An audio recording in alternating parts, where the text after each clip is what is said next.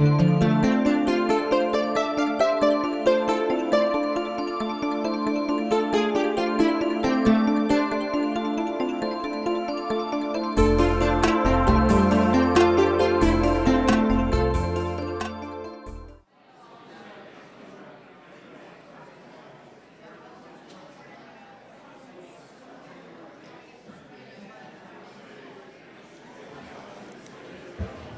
right, are we ready?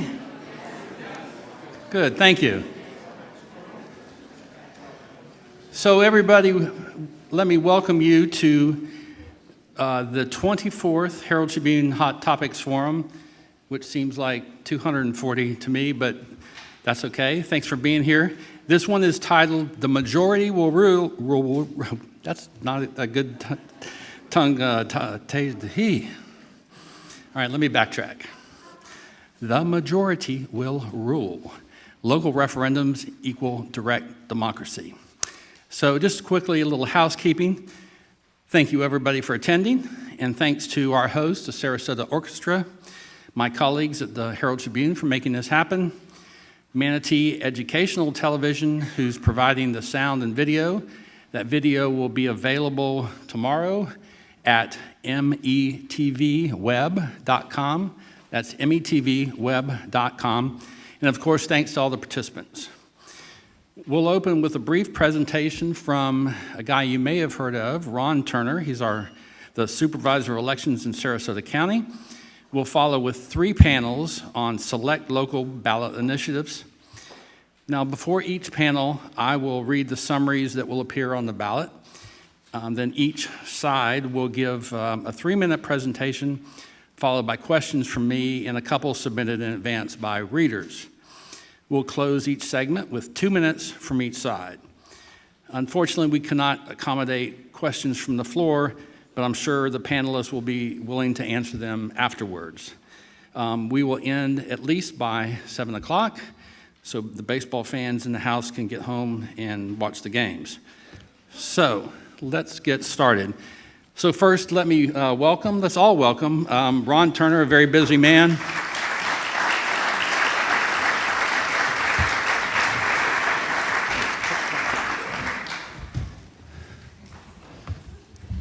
Well, good evening. Thanks, Tom, and thanks to the Herald Tribune for having this opportunity to talk to voters this evening, and for the voters here in Sarasota County to learn more about the questions that we're going to have on the ballot this year. We are going to have a long ballot on November 6th. There are 18 questions countywide in Sarasota County. That includes 12 from the state of Florida that are constitutional amendment questions, 6 county questions, and 2 municipal questions. So 18 countywide, there's a 19th question in the city of Sarasota and in the city of Northport, in addition to all the races on the ballot from U.S. Senate, governor, down to county commission, hospital district, and charter review board here in Sarasota County. But a few things I want to remind voters of here that are here, and then hopefully that are watching also. Monday is the deadline to register to vote. Or excuse me, Tuesday is the deadline to register to vote. Monday is Columbus Day, so that deadline was extended till Tuesday. So Tuesday is the deadline to register to vote. You can register in person or you can register online at registertoVoteFlorida.gov. You can do that up to midnight on Tuesday evening. I'd also remind voters to make sure that your address is updated with us and your signature, if needed, because we do use your signature to check petitions and to check signatures on vote-by-mail ballots. So to make sure your address is current with us, you can do that at the polls, but it's a good idea to do that in advance so we can get those housekeeping items out of the way before early voting or before Election Day begins. There are sample ballots that are out on the table that some of you have. This is a composite sample ballot, meaning that it shows everything that's going to be on every ballot in Sarasota County. Remember, we each get different ballot styles depending on the precinct in which we live, because if you don't live in the city of Sarasota, you're not going to get the city question there, or in the city of Northport. So all of us have a little bit different ballot styles depending on where we live and who our representatives are. But this is a composite ballot showing everything that's going to be on the ballots in Sarasota County. You will be mailed a you will be mailed a sample ballot on October 10th to all voters who do not vote by mail. We've already begun mailing vote-by-mail ballots. We started that for domestic voters on October 2nd, so there's no sense sending you a sample ballot because you're going to have the real ballot in your hands already before the sample ballots go out in the mail. We've mailed more than 71,000 vote-by-mail ballots to date. I would encourage voters to consider seriously either vote by mail or if you're voting in person, make sure to mark your sample ballot or come up with a cheat sheet for yourself or something and take it with you to the polls to vote on Election Day. Because think about it for a minute. If you have 18 or 19 questions and you take a minute each on a question, that's 20 minutes in a voting booth, right? So we need to try to expedite this process in Sarasota County. And so I'm really encouraging voters to consider voting by mail, because if you have a mail ballot, you can sit at your dining table or in your dorm room if you're in college. You know, you can Google, get the information right at your fingertips, watch a video like this from tonight to learn about the local questions that we have on the ballot. But I would encourage vote by mail or using a sample ballot to familiarize yourself with that. But again, thank you. It's an honor to serve as your supervisor of elections. You can always go to our website at sarasotavotes.com to get information or to request a vote-by-mail ballot. Or you can call us at 861-8618 to request a vote-by-mail ballot. But if you need anything, any help, have questions, please contact our office because we're here to serve you and to help facilitate this process and to make it as smooth and as positive for you as we can here in Sarasota County. So thank you. All right, one quick thing, two quick things. There's also the ballot, the question summary is outside? Yes, there is a question summary. So either you can have a sample ballot that has everything on the ballot, or you can just get the ballot questions and a summary outside. There are also voter registration applications there if you need one, and a postcard from us that has some general information about our office, requesting vote by mail and those sorts of things. So I did leave some materials for you here. Okay, good. So can people call and ask you who they should vote for? No. Sometimes that might happen, but they're not going to get an answer, and that's why this is important this evening, because people will call our office and say, what does this amendment mean, or what does this question mean? We can't tell them. So we rely on our partnership with the Sarasota Herald Tribune and others in the community, groups and individuals, to get the word out. I'll also say one last thing. We do a publication with the Herald Tribune for each primary and general election. It's a newspapers and education publication. It's a great tabloid insert that's in the newspaper, and it will be in Sunday's newspaper, October 28th. It's filled with a lot of great information about the election, so I would encourage you to look for that, and I appreciate the partnership with the Herald Tribune for helping us get that material out and helping get the word out. All right. Thank you very much, Ron. Appreciate it.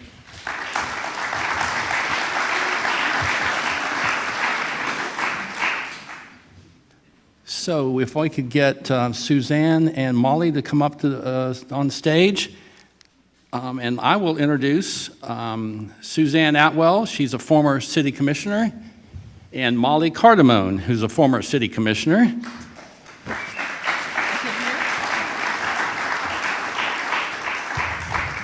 Oh, Lord, we're really under the lights.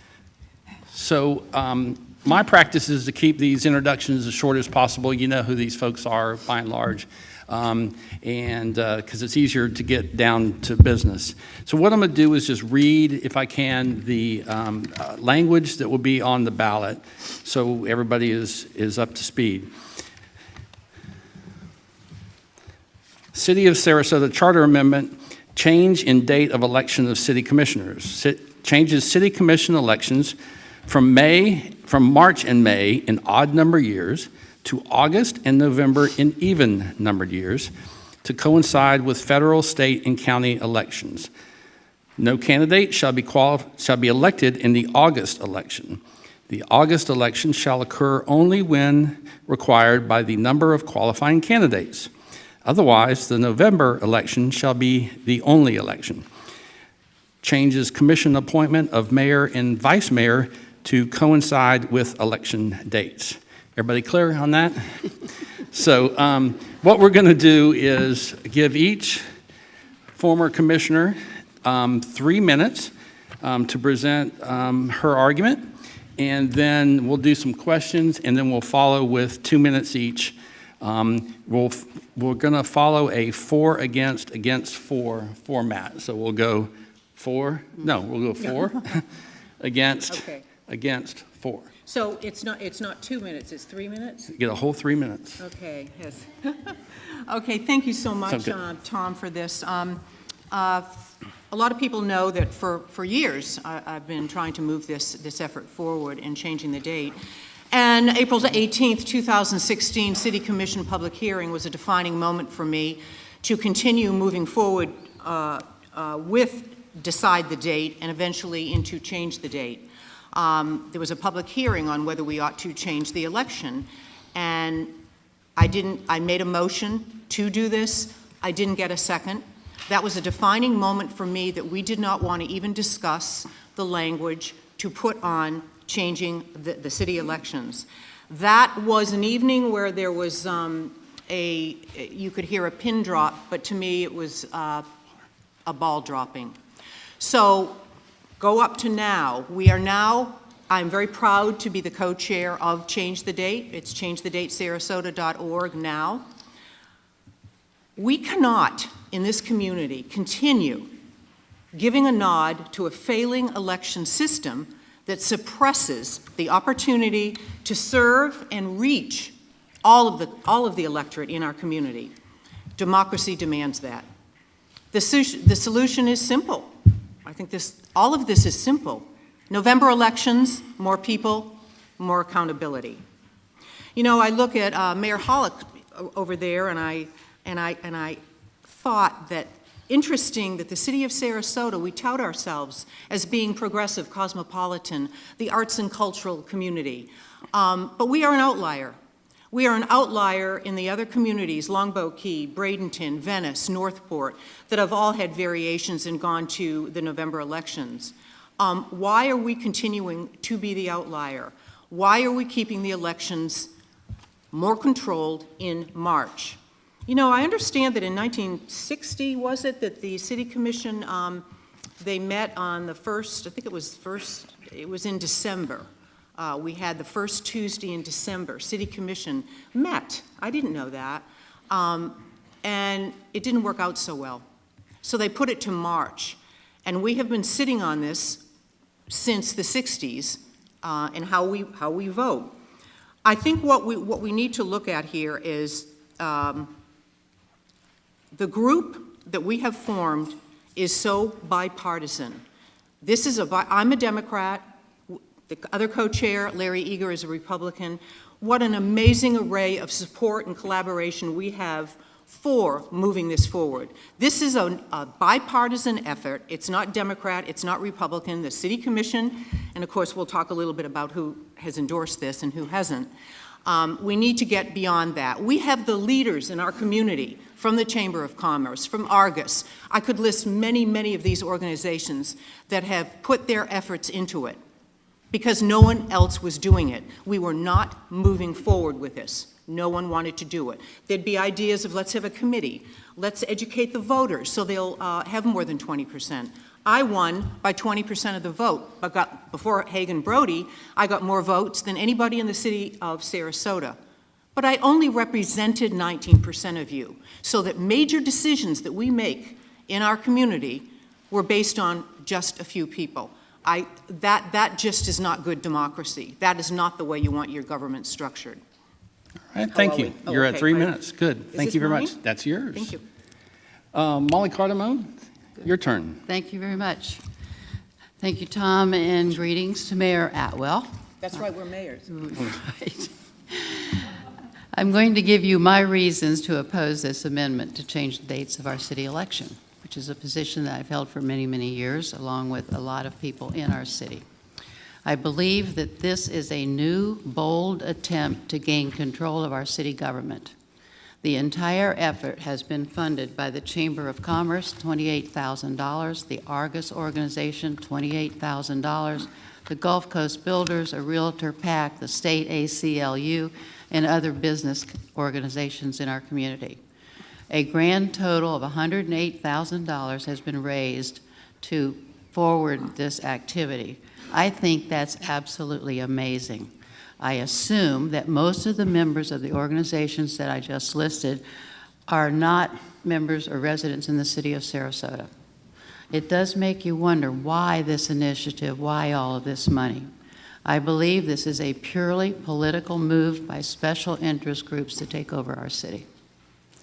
Interesting that only one individual of all the donations that have been made to this effort, only one individual has contributed to that, and that's Paul Caragiulo. Not only one individual, but the leaders of this effort, Atwell, Cooper, and Eager, have not even given $1 to this effort. This comes from the public records of their PAC. Is this really a grassroots effort, which is claimed? My answer is no. People were paid to collect the signatures, hence the need for all the money. Few city citizens and residents did the collection, and in many instances, the collectors did not mention the fact that there will be an August primary in this amendment. Will this change create a higher percentage of voters? Well, maybe, but probably not in the August primary, when so many of our city voters are not in town. Those who are absent in the summer of Sarasota, which is a great number of city residents, will not have the opportunity to hear the issues, meet the candidates, and make an informed vote. Think how difficult it would be for candidates in our city to be involved in forums when the election of the president, the U.S. senators, the state votes are of greater interest than our small city election. We will be last on this ballot. 2 pages right here, City of Sarasota election will be here. There's a known drop-off as ballots are used in voting. Some say that those of us who oppose this are practicing voter suppression. That's really insulting. Every person I know wishes more people would exercise their right to vote.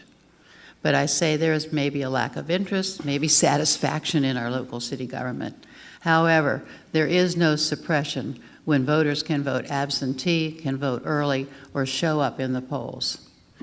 A review of 75% of the 53 largest American cities hold their elections in the spring or in the odd years of the fall, not on the presidential ballot. We reviewed 185 Florida cities. The majority have elections in the spring or the odd-numbered years in November, especially to avoid the long ballot, which would put the city election at the end. Our 6 largest Florida cities and 65% of the cities our size of Sarasota, have elections in the spring or in the odd year, not on a long ballot. I urge you to vote no on this amendment, which will be the last amendment on the ballot. Thank you. Okay, thank you, Molly. So I'm just going to use first names, if that's all right. Of course. Suzanne, how do you respond to the issue of funding from select business groups? Well, somebody's got to fund it. I hear this talk about whatever happened to the grassroots effort to do it. You have to pay for a grassroots campaign also. We've got good people. How else are you going to do this and not have PACs? Both sides, both parties, everybody and uses PACs, whatever size they are. This is a legal way to do this. But the point is, you are making, it's almost as though there's a kind of disdain or contempt for the electorate on pretty much most of the things that you just mentioned. And you take all the people that are part of the ambassador, part of our group called the ambassadors, whether it's Chamber of Commerce, Argus. I'm going to highlight Chamber of Commerce, Molly, because I was privileged enough when I was mayor to serve in that board. Anybody go to a Chamber of Commerce board meeting and you see the cognoscenti of Sarasota, you see the leaders of everything you could possibly want to know about, whether it's higher education, it's K through 12, it's the medical community, it's the social service community, leaders in all these that want to see a change. There is no nefarious reason, and a lot of these people I happen to know live in some of our close-knit neighborhoods here. It's not an issue. I fear that this is an issue between development and anti-growth, and we need to be real careful of this. But when you have these kind of organizations that are willing to take the lead, my commission did not take the lead. They did not want to move forward with a ballot initiative from the commission.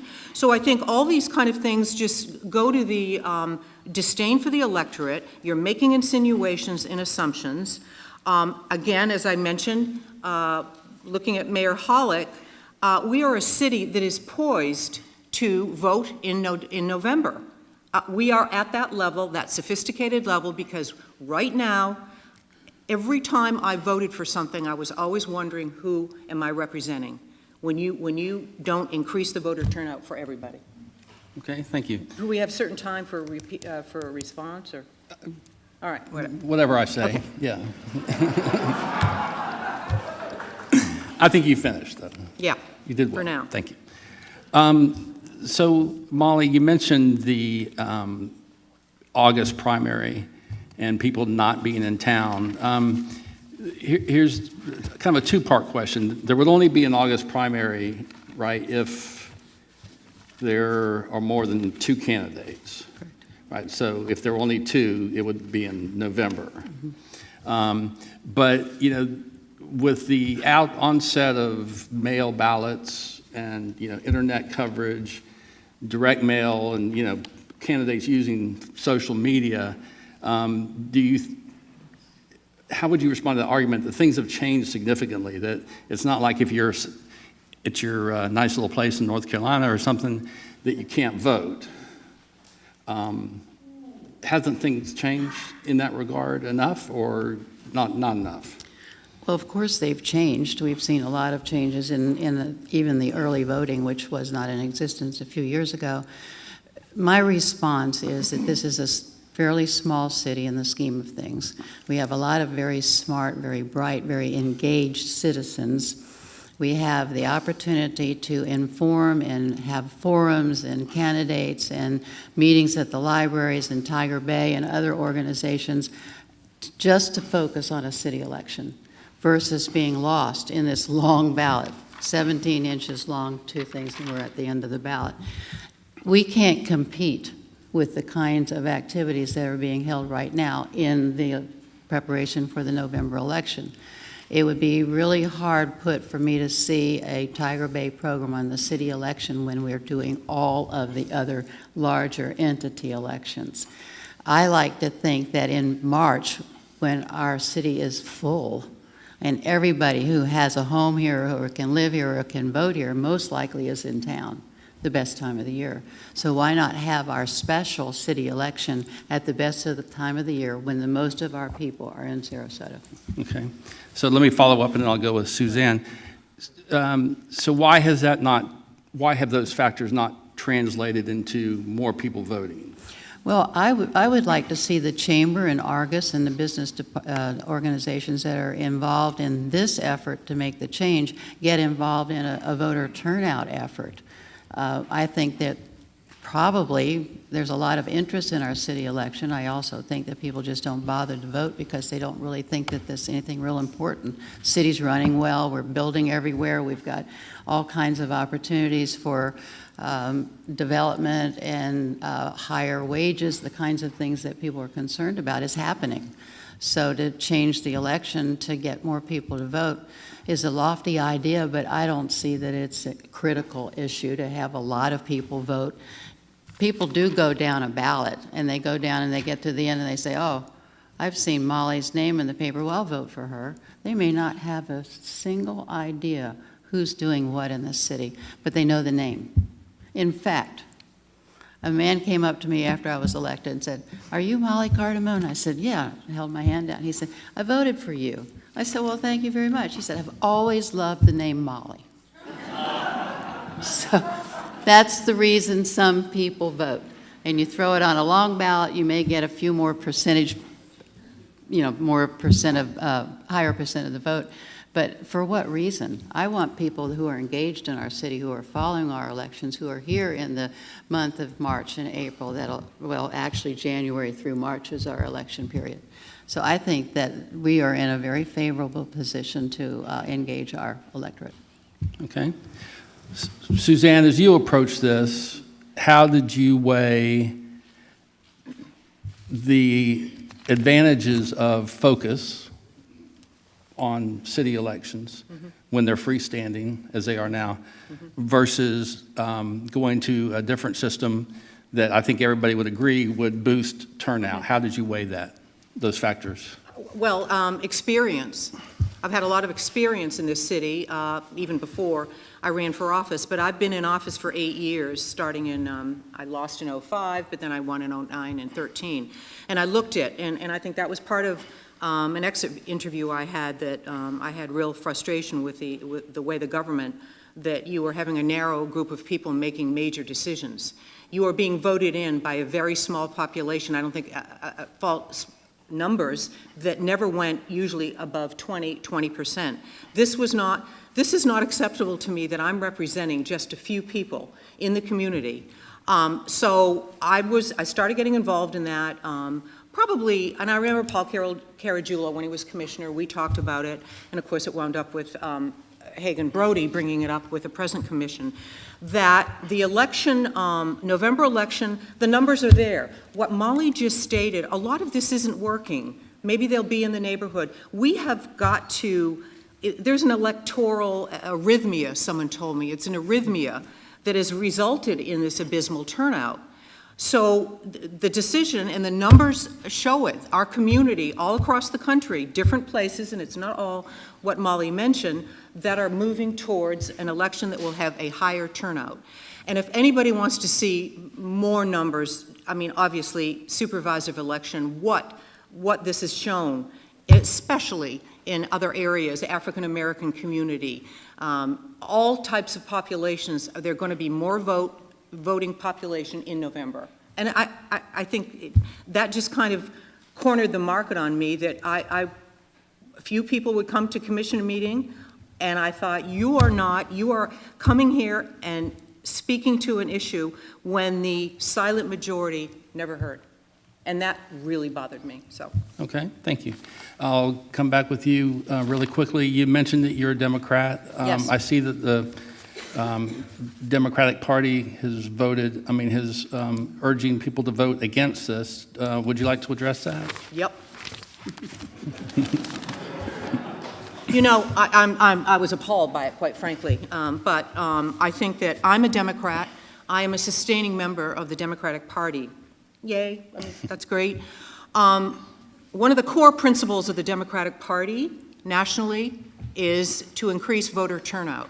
That's one of their values, is the most people voting, and I imagine the Democratic Party and others are going to be voting for Amendment 4 to give the felon, the voters' rights for felons, which makes sense.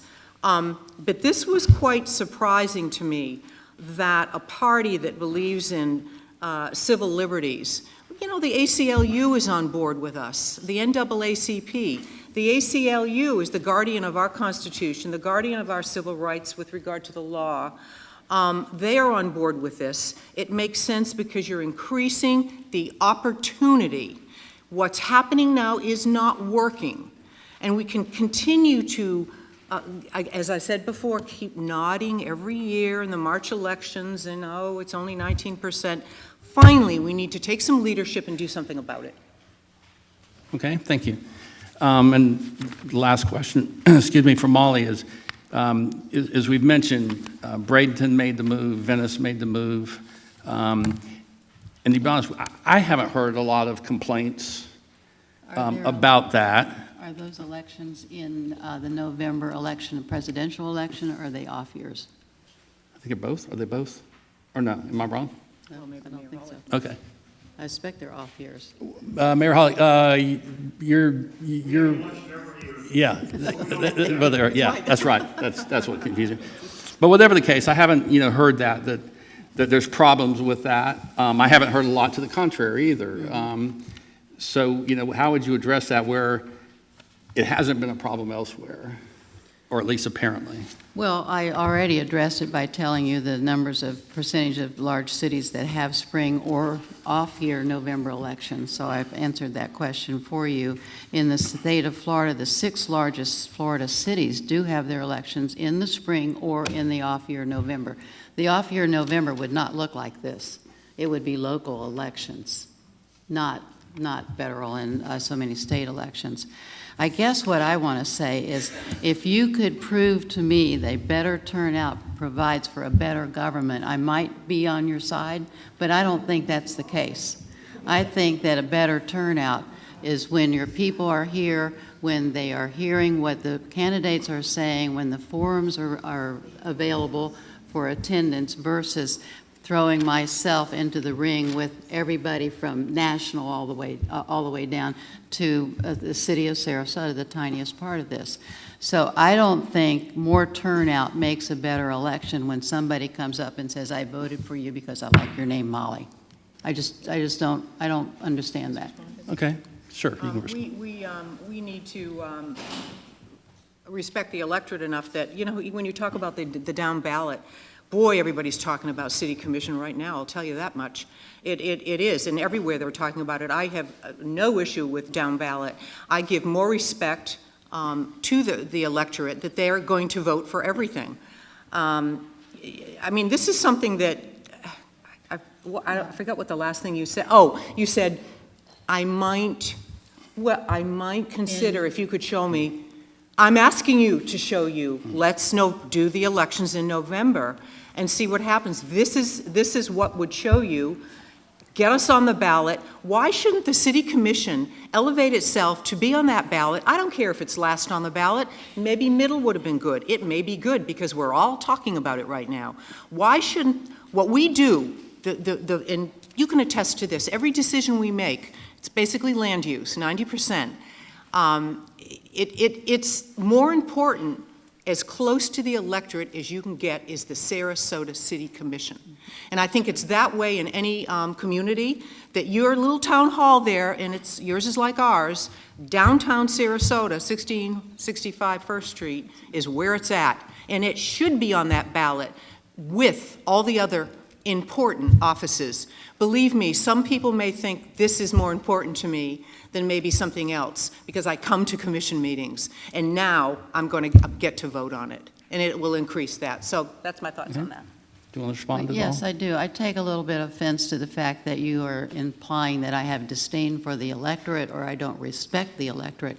I actually have great respect for people who vote. I wish more people would vote. I do not believe that this is the end-all, be-all to have a better government is to have more people vote. So I'm going to end my statement by saying I hope that I would like to ask how many people in this audience live inside the city of Sarasota. Good. Then I hope that you will heed my worry, my concern. Why is Argus? Why is Chamber of Commerce, the Board of Realtors? It is not the local ACLU did not support this. A state ACLU from Miami sent money up here for this. Doesn't that worry you all that somebody from out of town, money came to this $108,000 from Miami, from Tampa, from Tallahassee, and from Orlando? Look at their finance reports. What's that all about? I have a right to be suspicious of the motive of this change in our election. And Suzanne, I might support an off-year November election, but it would still be in opposition. I probably wouldn't oppose it as strongly as I do this one. But I still like the fact that the city of Sarasota is all in residence in the spring of the year, and that's when we should elect our people to govern us. Okay, thanks. So that's okay to be your closing statement? Yes, that's fine. Okay, you sure? Oh, yeah. Oh, okay. I'll I'm make sure. good. All right, Suzanne, you got 2 minutes. And I want to address again before my closing is a sentence. somebody has to pay for this. This is what we do.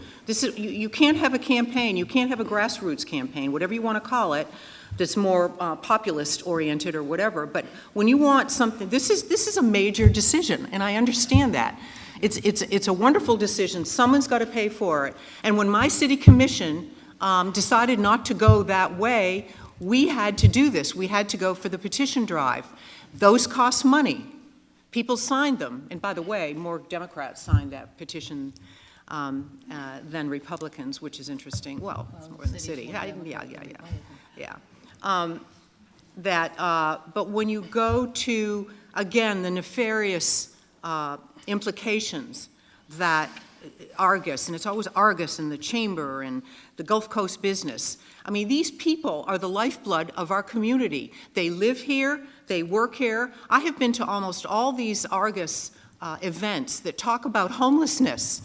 They talk about red tide. They've talked about all these issues that we deal with all the time. They are active people, and for them to get on board with the ACLU, with the NAACP, with the International Police Union. Wow, what a nonpartisan organization. This is huge for the city of Sarasota. Sarasota is a sophisticated community, and we need this. My last line is November elections, more people, more accountability. Thank you. All right, you're welcome. Thank you both. Thank you.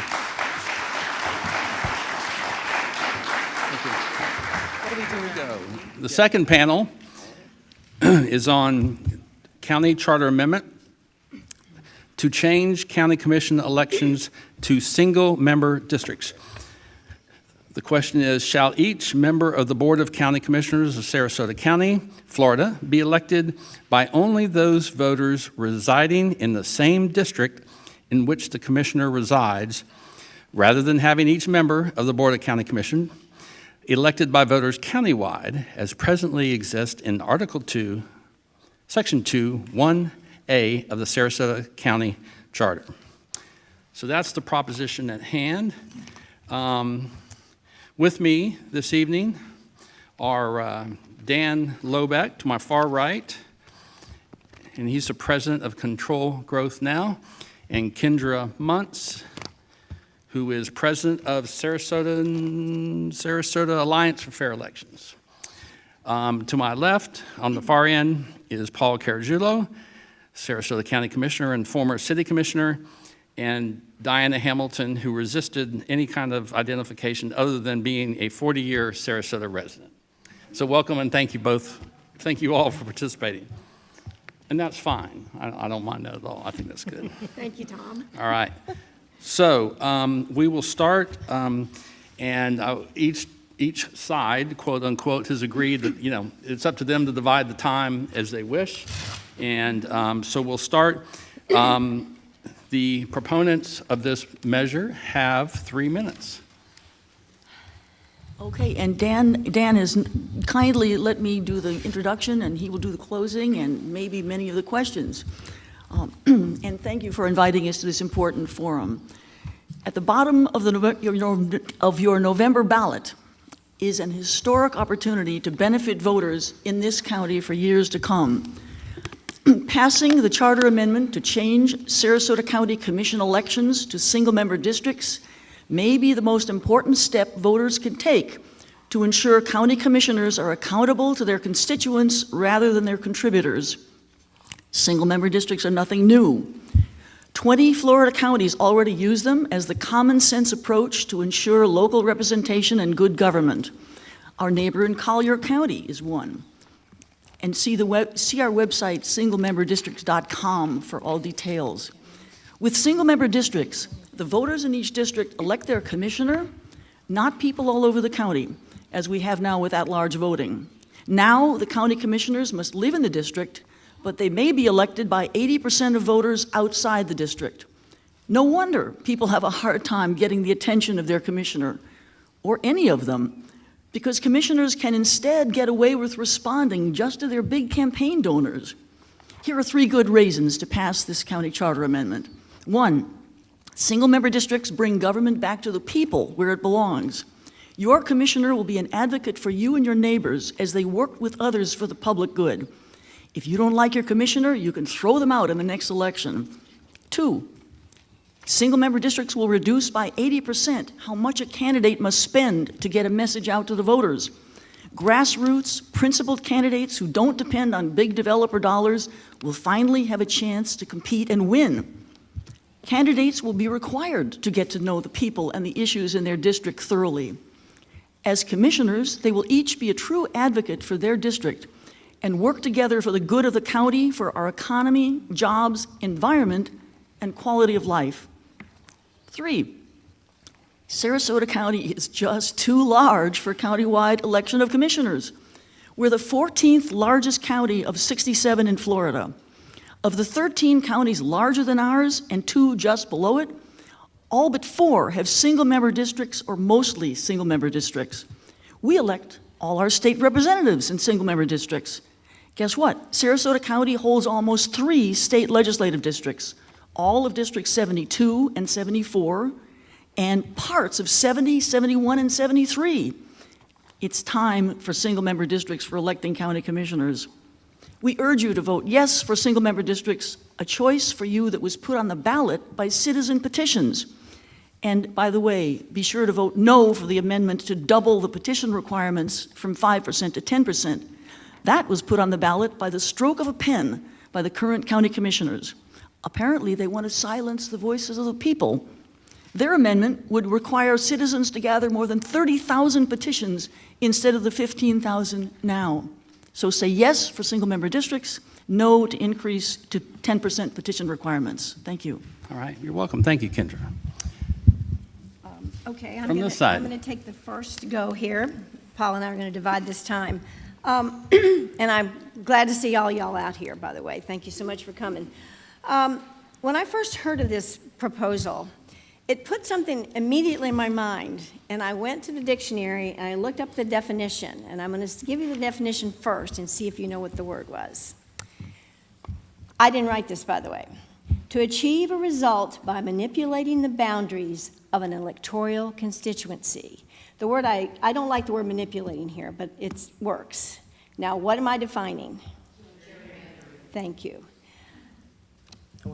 Whatever the intention is here, what will be the result? The result that I'm most feeling comfortable with is that as a voter in Sarasota County, I will be suddenly unable to vote for 4/5 of the people who sit at a table, who make land development decisions, who make many, many policy decisions regarding my life, the life of my friends, and what happens in my county. I will be disconnected from 4/5 of those people. Why? What result do we hope to achieve? That's the question we're here to discuss. Paul. So, first of all, thanks for putting this together, Tom, and thank you all for being here tonight. And I love seeing the yellow shirts. I never get tired of the Friends of the Legacy Trail. And I will tell you this.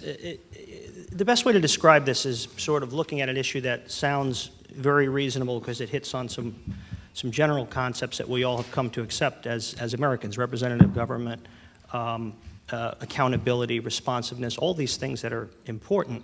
And I guess as a person who has been on, and we'll get to the candidate portion in just a second, but as a person who's been on district ballots, at-large ballots, and countywide ballots,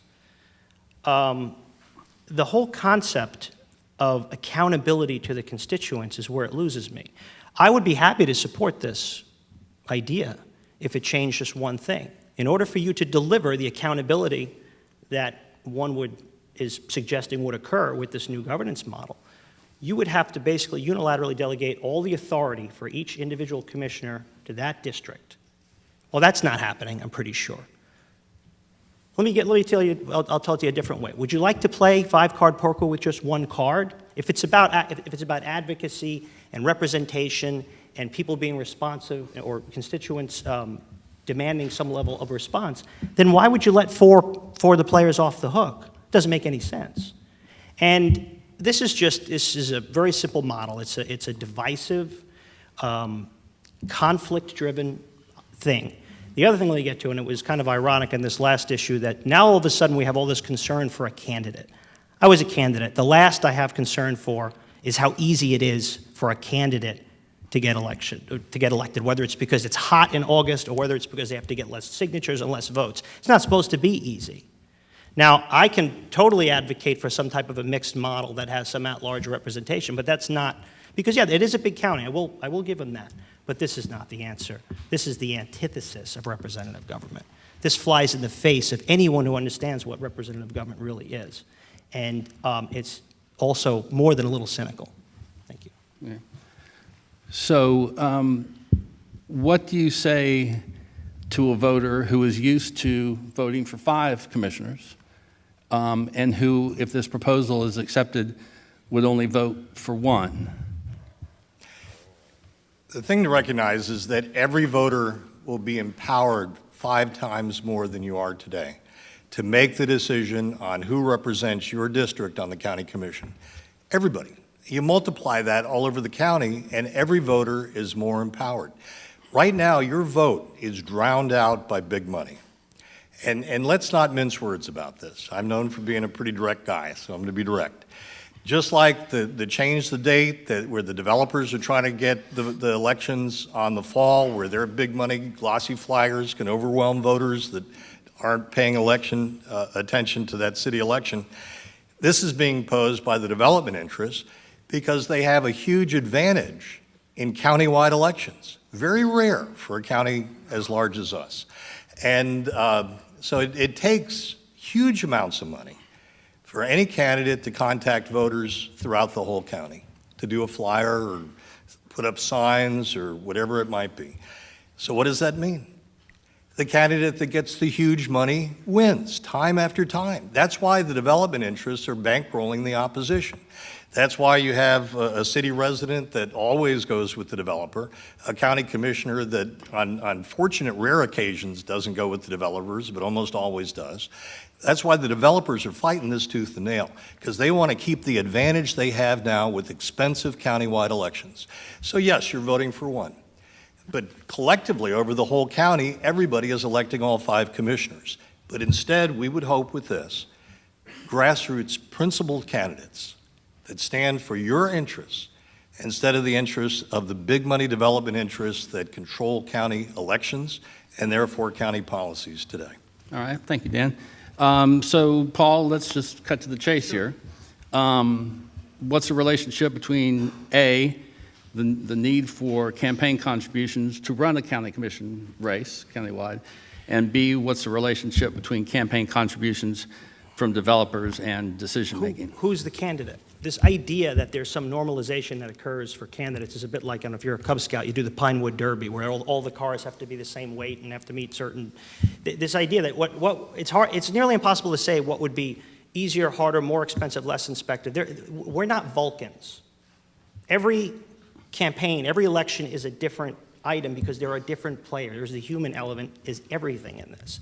At the end of the day, again, this idea about making it more accessible, it's like, what is this? That's like me saying I want to play for the NBA. Can you lower that rim to 6 feet? Because I just can't. It doesn't make any sense because it flies in the face of the representation. All one has to understand or know is that 1 is less than 5. That's the bottom line. And how you are holding your elected officials responsible, I have no idea. If they're not compelled, they're not incentivized to be responsive to anyone but. It's great for a candidate. It's great for a person who wants to stay in their little job, deal with their little. It's a little fiefdom kind of thing. But how is it good for an entire community? Look at all these folks wearing these shirts tonight. Take the quintessential big picture issue for the county, this legacy trail issue. That the last thing you would want to have is some faction fighting another faction over, budget dollars or right-of-ways and all this other stuff. It's like we're a big community, and things work better if you take certain things in bigger clips and bigger groups. I'm a city guy. I started out in city. I think that certain things work really, really well in small groups, but I think a lot of things need a community-wide focus. And I think long-term, our quality of life has stayed relatively high because we do have people who are looking at the entire community. We don't engage in this parochial kind of stuff. Yeah, it's a lot of work to run countywide. I'll be the first to tell you. You got to put a lot of miles on your car, but you know what? I would prefer to have that than create some little cush little job for somebody, because you won't be able to hold them accountable. It doesn't make any sense. So, did your organization consider some sort of hybrid, as in a Manatee County example, 2 at-large commissioners, 5 single-member commissioners, or the city of Sarasota model, 2 at-large and 3 district? Did you consider that? And then I'll have a follow-up. Well, we really didn't, because single-member districts is the purest form of local government. And to Paul's point, I mean, these commissioners work together. Most commissioners on a board want to work together for the good of the whole. This is not a competition. We have traffic is a common problem throughout the county. We need good libraries. We need a good environment. We need to save our precious natural lands. And that should be a concern for all the people, in addition to the need for growth and development. We need smart growth. We need smart growth, which means we need growth to help pay for itself, so that the overruns of the developers are not falling on the backs of the public to pay for the roads and the schools. Seriously, I mean, in Venice right now, and this is a Venice situation, I mean, they're talking about a new hospital, and yet they haven't planned for the expansion of Venice Avenue. Really? So guess who's going to pay for that expansion of that road if they put the hospital through rapidly? The public will. Our taxes are going to go up. No, that's why we need people to consider both the development and the environment and the quality of life. And just to one point about 5 versus 1, I'll ask you, how many people here know the names of all 5 county commissioners and what district they're in? 1, 2, 3, 4, 5, 6. I can't say I know them. They're all together. Yeah, how about that? They're all together and they happen to be elected officials. How many know the name of their county commissioner and what district they're in? It's not too many more. I mean, look what we have here. We have people who are being thrown, 5 people, and they're supposed to vote for them, and many of them don't even know who they are. This is quite serious. I mean, of course, if you look at your smartphone, that's cheating. But anyway. Yeah, if I could have one more point, too, and that, well put, but, you know, the only choice that's on the ballot is between the honestly corrupt system we have today and this important reform that was put on the ballot by initiative petition. A hybrid system is not on the ballot.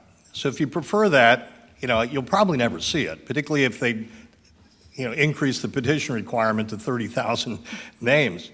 That's not going to be on the ballot. You have a choice between bad and good today. We urge you to vote for good. All right, thanks. So, Diana, you're neither developer nor politician. I'm a little Well, a bit- little bit of politician. I have So one for all. reiterate your position on why you're opposed as somebody who's considered a neighborhood activist. Well, what I'd really like to speak to is the idea. Sure. Oh, usually people can hear me. What I'd really like to speak to is this idea of the result. There's a hope that this will result, if this passes, that this will result in somehow dark money and campaign contributions having so little impact, that somehow it will change our development pattern. I think it'll be a whole lot easier for campaign money, for any kind of changes. When you can influence a small group of people, it's a lot easier than trying to influence a larger group of people. That's simply the truth of it. I'll give you a little anecdote when it comes to money. I'm a Democrat, by the way, a progressive. I ran for city commission, and a particular union in our city endorsed me, and that was the PBA. Now, that's a pretty Republican group, I'll tell you that right now. Why did they endorse me and give me money? Because they know that I'm pro-union. Now, did they hope somehow that they would influence me? They would have influenced me to a degree. Of course they would have, because I'm pro-union. At the end of the day, however, how I would have voted to change benefits, to work with different items, would have come from my thinking, my real thinking about how we, as a city, develop public policy. Now, what is public policy? I wrote it down. I've had it on a wall in my house now for several years. A policy is a deliberate plan of action to guide decisions and achieve rational outcomes. You have 5 county commissioners who work together to achieve rational outcomes. Every county, every municipality, every city has to have a growth management, they have to have a comprehensive plan. And every development is guided by land development regulations. All right? If a plan meets those regulations, it gets to be built. That's the rule. It's actually the law. All right? So at the end of the day, the idea that if a developer gives money, they have a vested interest in what happens in the county, just like I do, just like the PBA did. Every person who gives money to any campaign has a vested interest, and we all have vested interests. What I will say to you about this plan is that there's one group of people who are left out, and those are the voters. The voters' voice will be muted, will be limited. I will be shut out of 4/5 of who sits at that county Diaz and who represents the interests that are important to me, interests like conservation, interests like the Legacy Trail, interests that I believe are so essential to keep this county one of the most popular, most successful counties in the state of Florida. Okay, thanks. Just Where did that come from? well, let me ask you a different question. You had mentioned single-member legislative districts. And as an example, I don't think anybody would argue that it doesn't take a lot of money to run for state legislature and that single-member district legislators receive a lot of money from developers and otherwise. How is that different from the county commission structure that's being proposed? Yeah, but the thing is, you've got legislators from all over the state. You know, I mean, the base is bigger. So then you have the districts. And yeah, I mean, the developers give in those races too. But, you know, I would just ask this. How many people here think that the developers contribute tens of thousands, sometimes into the over hundreds of thousands of dollars to county commission campaigns and candidates because they're just for good government? How many people? Okay, I didn't see any hands at all. They do this because they get rewards. And if what Diana said is true, that, you know, there's no choice by the county commissioners, they have to vote for the developers, they wouldn't bother. But there are big choices that are made. This county commission, including Paul, has gutted our comprehensive plan from protections for neighborhoods and for the environment, for mobility and our quality of life that had been there for many years in 2016. And the developers wouldn't keep doing this election after election if it didn't work. They do it because it does work.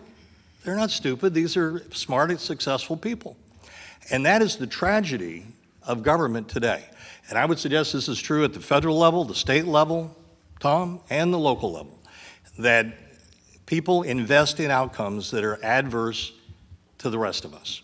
And as far as, you know, voting for 4/5 or voting for whatever, I would suggest to you today that realistically, with big money drowning out our votes in these expensive countywide elections, we don't get to vote for even 1/5. 5/5 of our votes are in the pockets of the big developers. This gives grassroots principled candidates a fighting chance. It gives them a shot. They only have to spend 1/5 as much money to reach the voters in their election. And is a perfect example in Manatee County in the last election, in a district election, they're a combination. In District 1, Priscilla Trace spent $33,625 in her primary election. Ronald Reagan, popular name, in a Republican primary, was the developer candidate. Benderson, Pat Neal, Gulf Coast Villages Exchange, all these other developers' interests gave him a total of over $75,000. Patricia Trace won because that $33,000 was enough to reach the 14,000 people that voted. And that's what we're asking for here. Okay, so, but that's not the question in front of us, right? So, well, it is. That's what you get with single-member districts, Tom. Well, that's not what you said earlier, but you said this wasn't the question before voters, so. No, of the hybrid no, example. it's So- a hybrid, anyway, but that's an okay. example of a single-member district. All right, so we're going to segue to closing arguments, and 2 minutes each. And what did we say? Against and for? So the against. You're on the clock for 2 minutes. You know, it's really remarkable, and this is kind of one of the reasons why I've kind of been more into local politics, because if I wanted to be upset and outraged, I either watch CNN or Fox, depending on what I was looking for. That's one of the things good about local public policy, is it typically doesn't get into that. But one play that is consistent politically is that whenever we can't rely on an empirical basis to come up with an opinion on something, we're going to rely on bad faith arguments, some nefarious thing. Everybody's corrupt. You know what? It's so tired. And frankly, if you thought that, Dan, you wouldn't have told me at one of the meetings when I announced I wasn't running what a good job I did. So look very closely, folks. That's what I'll say.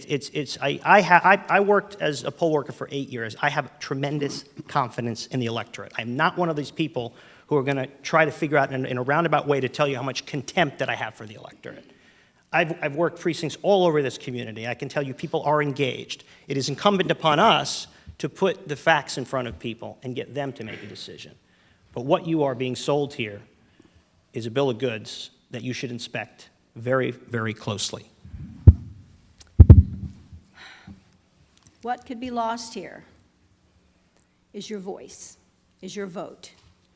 That's what you're going to lose if you go along with this. And it's a very precious thing. And we know that. And we know that there's a groundswell in this country today to make sure that people's votes and voices are heard. Because we know even more today than ever how important it is that your vote and your voice is heard. So if you are content with voting for one commissioner in your tiny principality, for your prince or your princess who will run that principality for you and go to the county commission and somehow argue your case, well, then go for this. I'm not content for that. I want to vote for everything and everybody. If the only thing on the ballot was paper or plastic, I'd be there in a rainstorm. At the end of the day, you have to protect your precious vote and your voice. And this takes it away from you. It leaves you out of the equation. It pretends that money is the issue here. No, the issue here is control. Do you want to be controlled? Keep your vote, keep your voice. Vote no to this amendment. All right. Thank you. Give it 2.5. Take back your voice. Vote for single-member districts. Because right now your voice is being drowned out by big developer money and expensive countywide campaigns. Almost no county the size of Sarasota County has countywide elections because it's unwieldy. It takes a huge amount of money to run countywide. That's why they have single-member districts or mostly single-member districts. Diana's absolutely right. It's all about control. Will you allow the developers to continue to control our county commission elections and county policies by expensive countywide campaigns that are controlled by the big developer dollars that drown out your voice? Or will you bring elections down to home, where everybody in every district, all 5 throughout Sarasota County, choose a commissioner, kick that commissioner out if they're not doing a good job, somebody you can go to with problems, so they can all come together at the table and work together. Neighborhood interested people, empower your neighborhoods, and bring those county commissioners together that stand for the people, stand for you, stand for others throughout the county, are concerned about your mobility, your neighborhoods, your environment, your quality of life, instead of having control by those that don't have your interests at heart. Take back your voice. Please get out, vote for single-member districts. All right. Thank you very much. Thank you. On each of you. Thank y'all. Thanks, Tom. Thank you. Thank you very much. All right, so we're going to move on to Legacy Trail Extension, and we'll have Doug Hathaway. He's a Senior Project Manager, Trust for Public Lands. Gina Taylor, Co-Chair, Vote Yes for the Sarasota County Legacy Trail Extension Committee. And John Hollick, Mayor of the City of Venice. So y'all come on up, please. Gina, would you mind reading the bond referendum? the summary language? And just make sure you get close to the mic, please. I'll be happy to do that. Sarasota County General Obligation Bonds for Legacy Trail Extension with enhanced safety and connections. To acquire and improve the Legacy Trail Extension Railroad Corridor as a safe trail for walking, running, and cycling with enhanced connectivity from Northport through Venice to downtown Sarasota with additional improvements, including safe crossings, overpasses, amenities, and increased accessibility, shall Sarasota County issue general obligation bonds not exceeding the maximum lawful interest rates maturing within 20 years from each issuance, not exceeding $65 million, payable from ad valorem taxes restricted to these purposes. Thank you very much. Thank you. So the pro side gets 3 minutes. So divvy it up how you wish, and you're on the clock. All right. Thank you. Thank you, Tom, very much. Good evening and hello, everyone. The Legacy Trail and Venetian Waterway Park are the most popular recreational trails in Sarasota County. In fact, recent counts conducted by the Friends of the Legacy Trail show at least 225 users on the existing trail annually.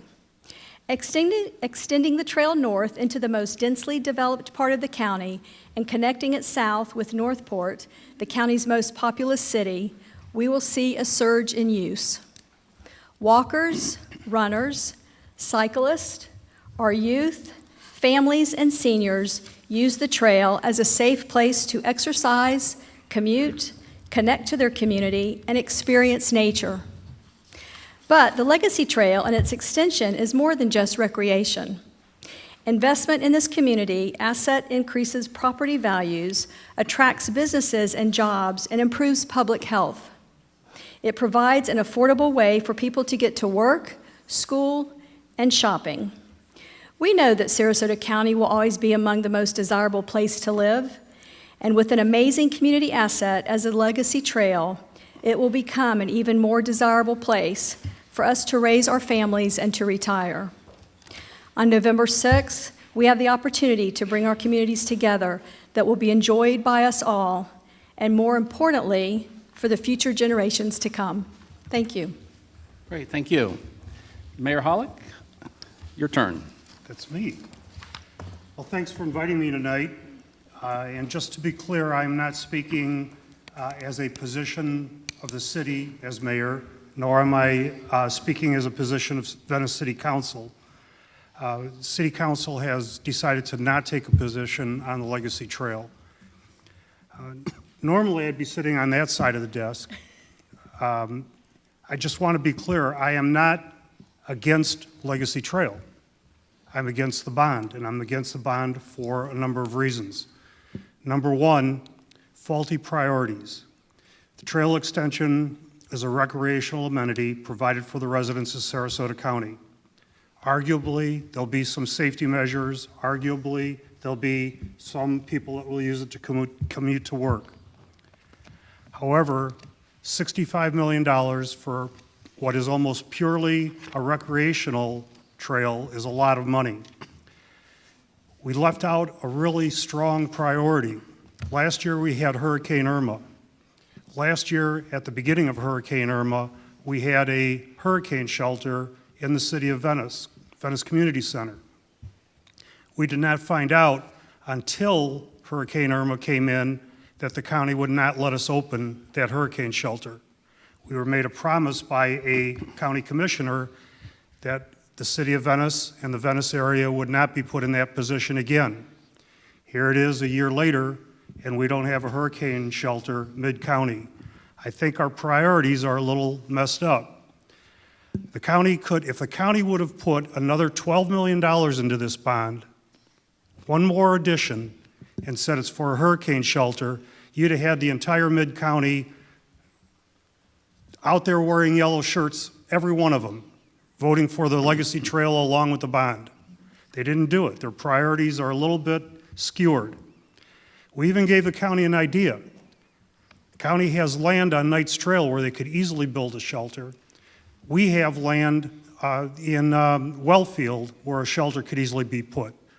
We said, why don't you build a nice big building that can be used for pickleball and for tennis, that could be converted to a shelter when it's necessary, so it'd be dual use. Not a single taker. Number two, failure to keep written promises. The city and the county had an interlocal agreement for the parks that we have within the city that the county was maintaining. It was written, it was signed, sealed, and delivered. The county unilaterally canceled that contract.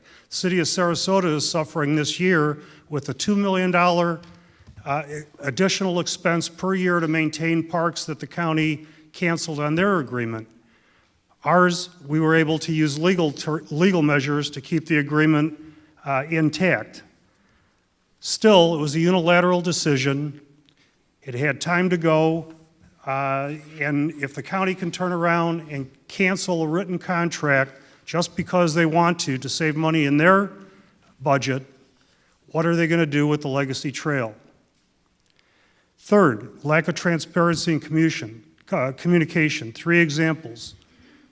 Venice Library got shut down in one night. We had one phone call prior to it. Can you imagine the phone calls that City Council had after the county took its vote to shut down the library? We didn't know anywhere near the details. Second, it was the unilateral canceling of the interlocal parks agreement. It was done without warning. It was done without any communication, not one single phone call of explanation to any of the city council members. And the third, it came about with the current red tide situation. We didn't find out until red tide came through this year that the county changed their method of cleaning the beaches. Prior to 2013, if there was a half cubic yard of dead fish on a 2-mile stretch of beach, the county would clean it up.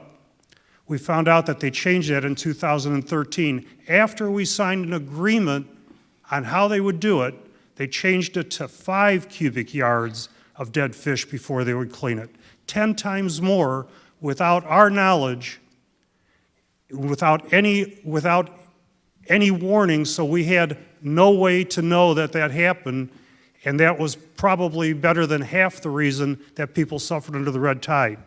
I could keep going on, but I think those 3 categories, faulty priorities, failure to keep written promises, and lack of transparency and communication, are enough for me to vote no for a $65 million bond.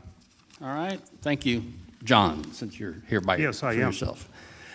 So, Doug, Gina, I'm sure you must have thought about this kind of thing when you were arranging this initiative, that there are going to be people who are upset about X, Y, Z with the county. So how do you approach, or how do you respond to people who you want to convince, when they have problems with the county's park policy or something like that? How do you deal with that in a political way? We think the best answer is, Tom, thank you Yeah. for having this forum, and thank you for the Herald Tribune for having this opportunity in this venue, and thank you all for coming out tonight as well. It's good to see the yellow shirts showing the strong community support and interest for this initiative to extend the Legacy Trail both north into Sarasota, but also a connector into Northport. This is about the entire county. We're glad that the City of Venice has enjoyed the Legacy Trail now for a number of years, and we think it's time to extend that into the other municipalities and unincorporated areas to enjoy that benefit as well.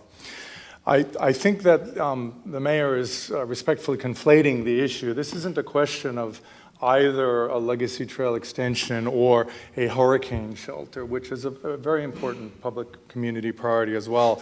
This is an opportunity to extend this community asset that Gina had already expressed, the numerous public benefits that it offers well beyond recreation, and going to the most densely part of the county, that is in the city of Sarasota, and also connecting with the most populous city in the county, that is Northport. We're going to see not just an occasional use of this Maraholic of a few recreationists. We're going to see people that are trying to get to work, who have a household income where the transportation cost is the second highest expense for the household. Having another way to get to work that saves money and actually increases the health benefits that this trail also provide. So how do we convince people who are holding up this initiative against other community priorities? We believe that by going to the voters and having the voters decide that this is of such importance and impact that would transform the community and say yes, is the best way to go about doing it. We're not saying that a hurricane shelter shouldn't be funded in the city of Venice. We're not saying that these other important community benefits or initiatives should be done. That's not what this is about. This is about our very focused measure of saying we have this opportunity for benefiting the community, and now is the time to take it. All right, thank you. And let me just stick with you for a second, Doug. Tell folks briefly, if you can, the role of the Trust for Public Lands in this initiative, please. Yes, thank you. The Trust for Public Land, for those that aren't familiar, is a national nonprofit land conservation organization. Our mission is very simply stated, land for people. We believe in the connection between people and the land around us, quality of life and connection to the land. Our role in this, we did actually work with the county back in the mid-2000s for the existing Legacy Trail, so we were involved in that acquisition as well, helping the community leaders realize this vision of interconnected trail system within the county and beyond, quite frankly. It fits into a statewide network. So we are also involved with helping with the acquisition. This is a very technical and complicated railroad acquisition that is the bulk of this measure. And so we have that experience and the relationships and understanding of that. And we're also helping the community leaders, the members of the political committee, run this campaign. Okay, thanks. So John, just for clarity, I want to go back to what you started with. Did the city council, and I should know this, but I don't, did the city council take up whether to have a position on the Legacy Trail, and how did that debate go? No, we did not. What we did do is say that we would not debate the issue and let each council member talk with the constituents and express our own personal opinions and listen to what the individual constituents had to say. But we did not want to take a position as a city. Basically, that was my idea. I didn't want to take the chance of council voting it down and saying it's a city's position, which would be a lot stronger than me just saying I'm against the bond. Okay. You had mentioned, and I think you made your argument clear, you had mentioned that, but for some provisions you would have voted for. What benefits have you seen to the city in particular of the Legacy Trail? Well, and one thing I guess I'd like to clarify, I don't consider this an either-or proposition. I think it should have been a proposition of both. Both could have easily fit on the ballot instead of saying, well, it's either the Legacy Trail or a hurricane shelter. They both should have been there. Let the voters vote for all of them. We put two bonds through 2 years ago, $18 million for improvements on our roads, $16 million for a new public safety building. Both bonds were passed by the voters because we explained them well. Both of these bonds would have been passed by the voters if they would have been put on. Mentioning the Legacy Trail, does everybody know what the first section of the Legacy Trail was and what it was called? It wasn't even called the Legacy Trail. It was called the Venetian Waterway Park. The Venetian Waterway Park was put together 10 miles of Venetian Waterway Park, 5 miles on either side of the intercoastal waterway, with no money from the county, no bond.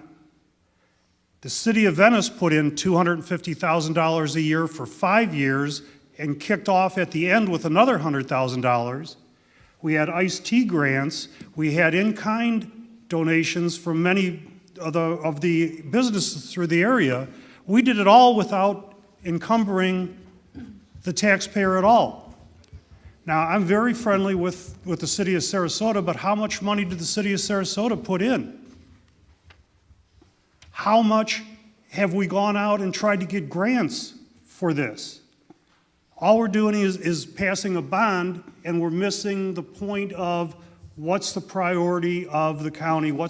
The county's first priority is safety of the citizens, not recreation.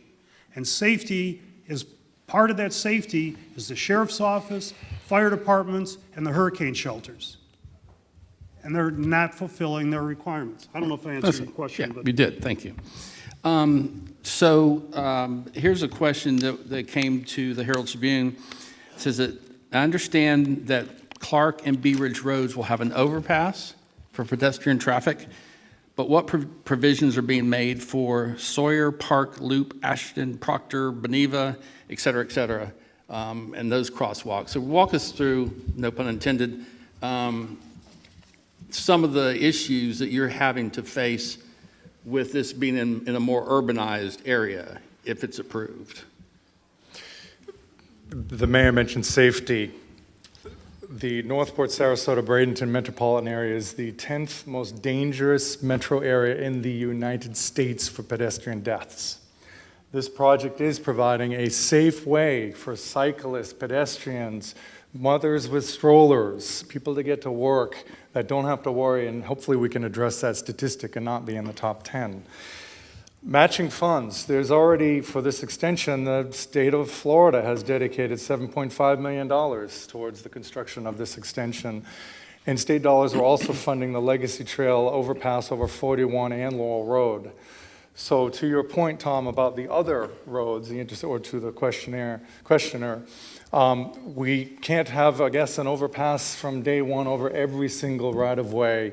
The reasons why there's a focus on the Bee Ridge and Clark roads is because those are the largest, most trafficked crossings that are there. And so that's basically how we're starting. Okay, thank you very much. A quick question for Gina. You used to be on the school board. You've kind of been out of politics for a while. What brought you to this cause? Well, everyone that knows me knows I'm an avid cyclist. But I also know when I'm on the trail, I use the trail every weekend, and I see all the families, I see all the from all ages. And I just know myself, being, an avid cyclist, that to take some of these folks off the road and the safety, I personally have been in situations where it hasn't been too safe, and I want our kids to get off the couch. I want our kids to get, onto the trail with their families like I see. And I just, 225,000 users, that's amazing. And I just think that for us to be able to have, the quality of life that we have here and just to enhance it and make it better, I'm all about that. Okay. So when these kids are off the couch and they're cycling, can we have them put their cell phones down, please? Yeah, they have to put those away. If we want to talk safety, that's the real issue. Absolutely. So we are winding down here. We'll go to the final 2 minutes. Let's see, we were going against gets to go first, and then for gets to go second. So, John, you got your 2 minutes. okay, well, Gina and I work out at the same time every morning. I don't look anywhere near as good as she does, I'll tell you that. But I think there's a difference between a recreational cyclist and an avid cyclist. Unless you're using the term avid that you ride very, very often. Many of the avid cyclists that I talk to are the ones that like to do the 20 and 30 mile courses at 20 and 30 miles an hour. You can't do that on the Legacy Trail. All that does is create angst, people arguing with each other. So the trail is not for that type of an avid cyclist. If you're a daily bicycle rider, yeah, it's going to be great. And I've used it a considerable amount of time when I could ride my bike. The thing that I strongly urge all the proponents of this to assure with the county is if this passes, you make sure that you have an ironclad agreement with them. If you're planning on saying, hey, we're going to help maintain, you all may help maintain, but 10 or 15 years from now, you all may not be here. 10 or 15 years from now, the county may decide that their budget doesn't balance again, and they don't want to maintain it. The maintenance of this new section is probably going to be a couple of $1 million a year. That's what they've already canceled with the city of Sarasota. If we don't have something that protects the people that are going to use this path, into the future, into some type of ironclad maintenance, people into the future are going to be very, very disappointed with the quality of the Legacy Trail and with the ability to use the Legacy Trail. Thank you. I am honored to serve as the co-chair of the Vote Yes for the Sarasota County Legacy Trail Extension and to work alongside such an incredible army of volunteers and supporters, many of whom are in this room today, and I thank you all very, very much. Let's give our children an alternative to screen time on their devices. Let's have breakfast in Northport, let's have lunch in Venice, and let's have dinner in Sarasota. Please join us and support the Legacy Trail Extension by voting yes on November 6th for this amazing opportunity that will benefit the people of Sarasota County for generations to come. I'll see y'all on the trail. All right, thank you very much. Thank you to the panelists, everybody who was here tonight. Go vote. And remember, this will be, if you'd like to see it, it will be on metvweb.com. Have a good night, everybody. Thank you very much.